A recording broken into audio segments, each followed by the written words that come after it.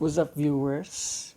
So, ang topic natin sa video na to is analysis of singly reinforced beam wherein nag-yield yung tensile reinforcement or yung bakal. So, mag-a-analyze tayo is still using the provisions of NSCP 2015. So, sa video ito, malalaman natin kung kailan mag-yield or kung ano yung indication na nag-yield yung steel. So, gagawin natin dito, so simultaneously, i-discuss natin yung concept habang sumasagot ng sample problem para malinaw at mas madaling maintindihan yung topic natin for this video. So, sit back, relax, and enjoy. So, here's the situation. A rectangular beam has a width of 250 millimeters and a total depth of 450 mm. It is reinforced with 420 mm diameter bars placed at an effective depth of 375 mm. F prime C or FC prime is 27.6 megapascals. Fy is 414.7 MPa. So, ito yung mga tanong. Determine the depth of compression block. Determine the ultimate moment. Determine the live load that the beam could carry in addition to a dead load of 20 kilonewtons per meter if it has a simply supported span of 6 meters. So, ito yung figure natin. So, yung total depth niya, 450 mm. Yung reinforcement, 420 mm na bars. Yung beam width is 250 mm. Ito yung effective depth, 375. So, ito yung strain diagram. So, dito, we have the maximum strain na pwede nating makuha dito is 0.003. So, yan yung strain ng concrete. While yung dito naman, yung strain ng tensile reinforcement. So, hindi pa natin alam kung ilan yan. Tapos, ito yung depth of compression block. We have A. Ito yung couple of force, compression, and tension. Ito yung ating neutral axis. So, paano ba natin malalaman kung mag-yield yung steel or hindi? So, silipin natin yung provisions ng NSCP 2015. So, we have here ito. Ayan. So, ito yung tensile strain kung saan mag-govern yung compression. Okay, so ito yung tensile strain ng bar. So, if yung tensile strain ng bar natin is less than dito, less than 0.002 compression control, hindi siya mag-yield. Kapag andito siya, in between ng kapag yung tensile strain natin is in between dun sa compression controlled and tension controlled na 0.005 transition yan. So, yung strand reduction factor rin, yung phi, will be eto. So, 0.65 plus 0.25 times the quantity of the strain of the steel minus the minimum strain for compression over 0.05 minus yung compression strain. Pero kung lampas naman tayo sa lampas tayo sa 0.005 na strain. So, sigurado tayong tension controlled. So, yung gagamitin natin na strength reduction factor is 0.9. So, may nakalagay din dito. For deform reinforcement, so, itong strain natin, yung minimum sa, shall be Fy over the elasticity of the steel. For grade 280 deformed reinforcement, it shall be permitted to take the strain equal to 0.002. So, dun sa dun sa previous na NSCP, so automatic 0.002 yan. So, 2001 and 2010, I think. So, dito hindi. So, may formula tayo, Fy over strain ng steel. So, kunin natin. So, step 1, so check natin. Check if steel yields.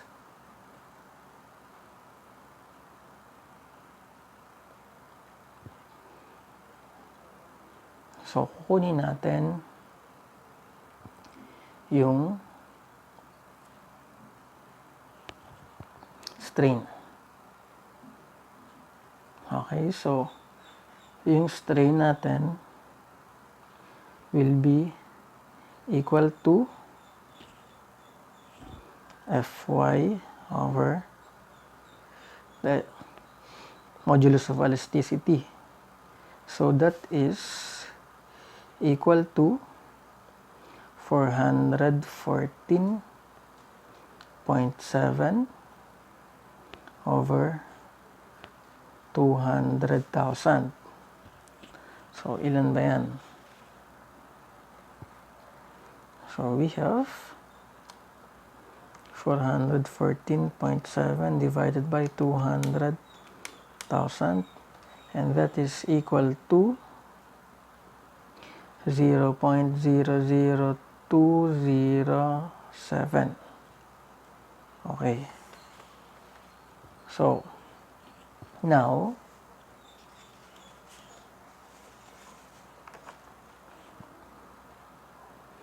ano ba yung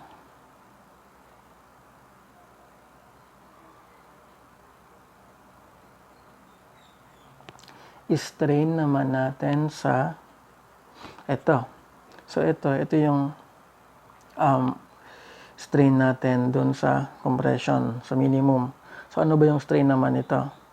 So, we have the strain ng reinforcement natin is 2D minus C. So, galing dito sa ratio and proportion equals 0.003 over C. So, kailangan natin makuha yung depth of compression block. Okay, so, para makuha natin yung C, so, sabi dito sa section 422.2.2.4.1, so, yung compression block natin is equal to beta 1C. And yung beta 1 natin will be ito. So, if less than siya sa 28 MPa pero mas malaki sa 17 MPa, 0.85 yung gagamitin natin. So, ano ba yung given natin? We have 27.6, so 0.85. So, ito, yung stress block natin, yung depth will be beta 1 is 0.85 times C. So, wala pa tayong depth ni compression block. Pero assuming steel yields, pwede natin equate yung T and C. So, we have ASFY equals 0.85 FC prime AB. Now, we have Ano ba yung AS natin? So, 4 na 20 mm. So, we have pi over 4 times 20. So, diameter squared times 4 multiplied by Fy of 414.7 equals 0.85. Fc prime natin is 27.6 times A. So what is the value of B? So B is 250. So yung A natin will be equal to, so ito pa natin i-cancel. So yung A natin will be equal to 414.7 times 20 squared times, baka syntax error, times pi divided by 0.85 times 27.6 times 250. So we have A of 88.85 mm. So ito yung depth ng compression block, 88.85. So nasolve na natin to. So we have 88.85 mm. So makuha natin yung C. So by substitution, we have 88.85 equals 0.85 C.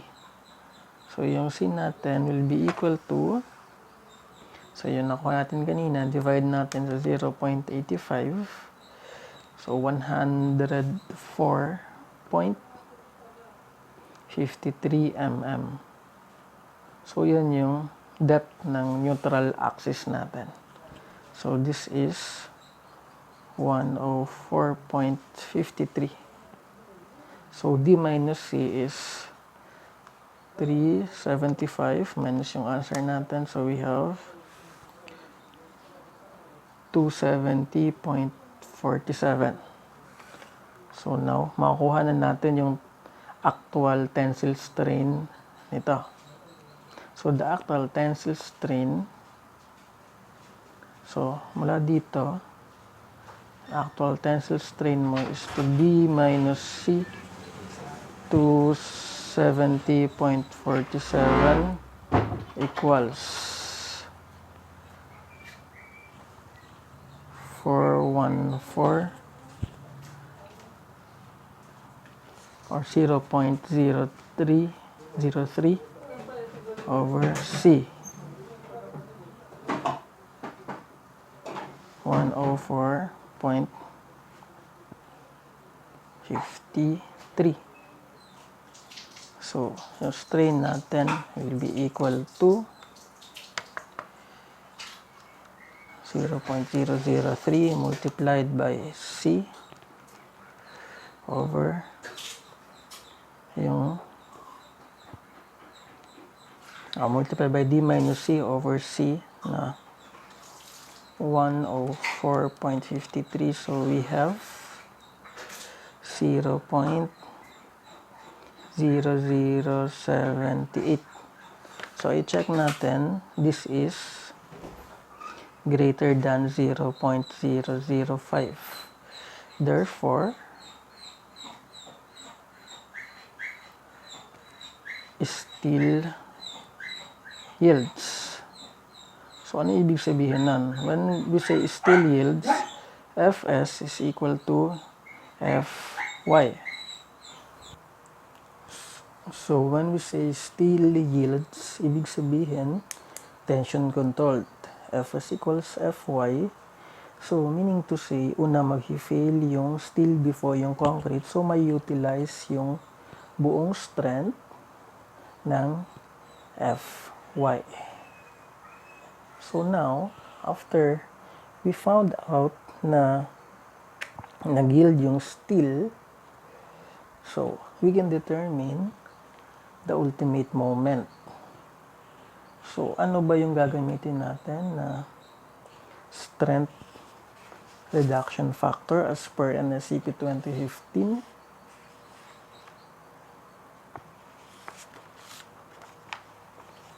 So, based dito, we'll be using 0.9 na strength reduction factor dahil tension controlled nga siya.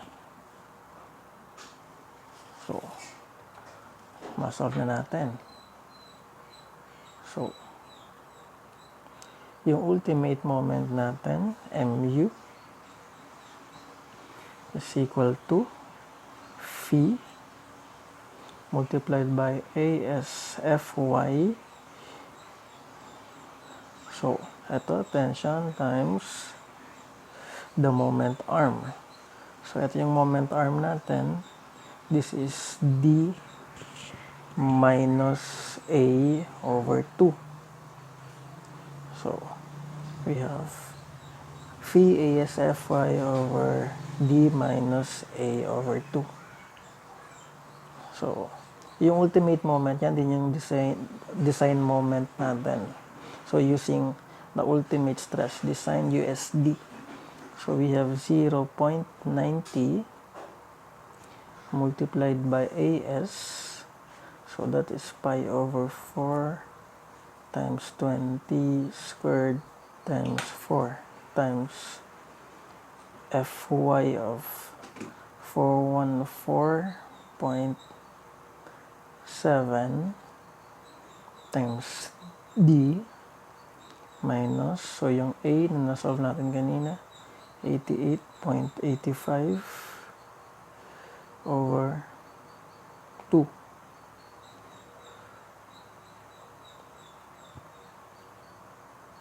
So, mu will be equal to, so cancel natin ulit ito. So, we have our ultimate moment of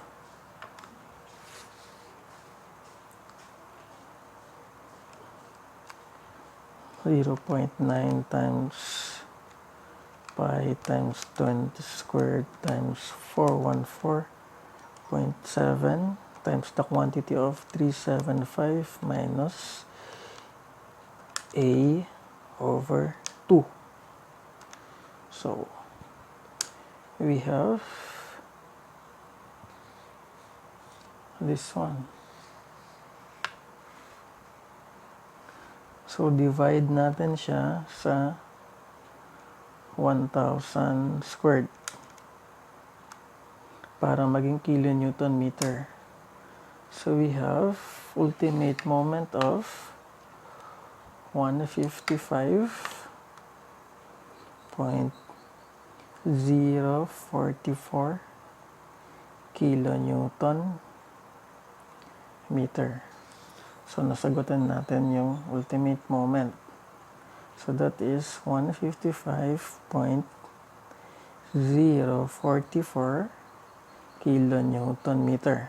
Now, number 3, determine the live load that the beam could carry in addition to the dead load of 20 kilonewton per meter if it has a simply supported span of 6 meters. So,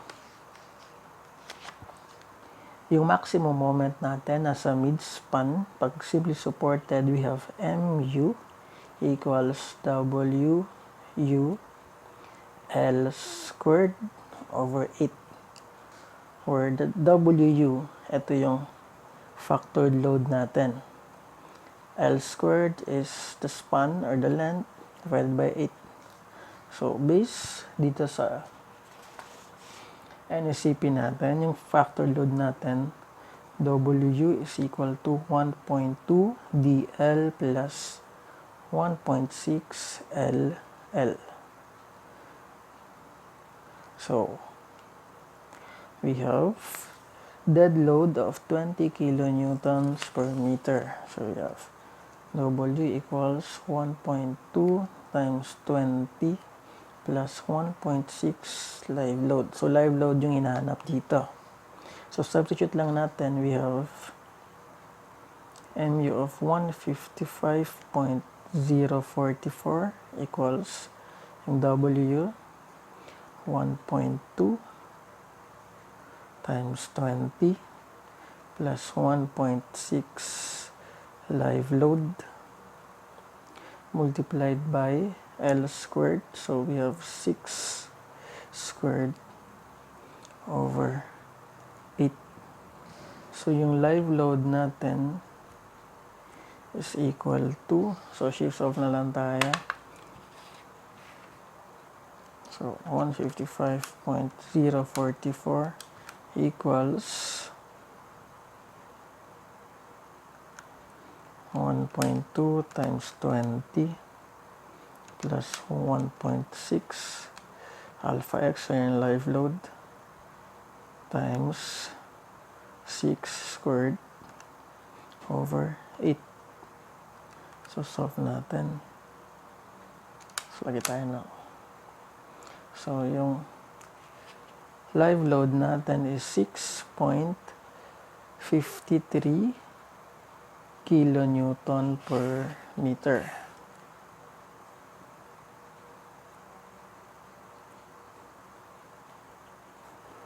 At yan yung sagot.